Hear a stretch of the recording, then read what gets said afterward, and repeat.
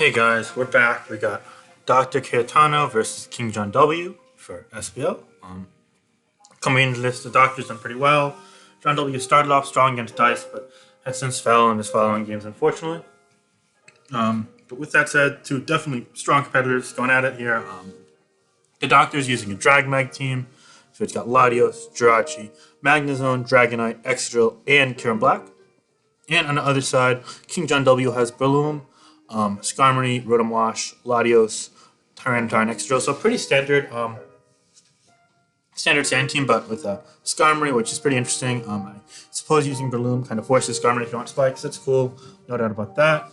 So let's get on into the game and see how it goes. A really potent Drag Mag from the Doctor, so you can pose a threat, especially if it's not a Shed Shell variant of the Skarmory. We're going to see a lead Excadrill encounter a lead Kieran Black. So right off the bat, we're going to see Protect as the other Excadrill is going to come in. Now Breloom's going to come in and take advantage of that. It's going to shrug off Protect, doing 37, which is a lot, and getting a very offensive Excadrill, but still not enough to 2 3 to resist. And we're going to see a Facade here right off the bat, likely protecting Latios or the Dragonite, but Jirachi instead is going to be the play, and it's going to be leftovers. And it's going to go for Stealth Rocks as Excadrill comes on in. However, that's a common trap. You go for the Icy Wind to make sure it's slower, and then you turn out to, or you even just set up rocks here, and then you eventually get in the Magnezone to try and trap it. He's just going to go for the U-turn here. The Magnezone is indeed going to come on in and make very quick work of this Excadrill. I'm surprised King John W didn't pivot around that. But yeah, no, there's really nothing he can do now. He's going to be able to break the balloon, but that is unfortunately not satisfactory. You see the Protect there, and if he gets another 1 or 2, he's going to force a Magnet Rise, but he's not even going to get the second, so he's going to, of course, fall to that follow-up in Power Fire, and it's going to be a 6-5 game in favor of the Doctor without much loss, and I assume he just goes back to Jirachi and sets up the rocks now, which, at least for John W, he's going to get his own rocks up. However, Drill can always spin those away. And we're going to see rocks here. It's interesting that the Jirachi was faster than the Drill. Usually they run very slow with, a U-turn slower than Rotom W with like minus nature and IVs. But we're going to see that quick U-turn and a Willis as Kieran Black comes in. But Kieran Black can still throw up a pretty devastating attack. However, it's going to be worn out very quickly between rocks and sand and burn. We're going to see that outrage do 51% to the Rotom. And now Volt Switch will do 11 in return, and this is pretty much a dead Kieran Black now. It might get another Outrage off here, but it's going to be a Scarf Tyranitar, so it turns out that will not, in fact, be the case. So it's going to be a 5-5 game, but the Josh is going to come in and get a U-turn off here, which is surely going to threaten out the Tar. And the Breloom is just going to be food for what I'd assume would be the Excadrill or Dragonite. He's going to go to Excadrill and probably just Iron Headlock, so it's going to force in the Skarmory or the Rotom. However, it's worth noting, of course, that the Rotom's at 36 with rocks and sand up, so got to be careful. And the Skarmory, if it's not Shed Shell, it's very much trappable. And he's going to go for that Iron Head. It's going to do 18% to the Skarmory, and Skarmory's going to be a leftover, so that's unfortunate.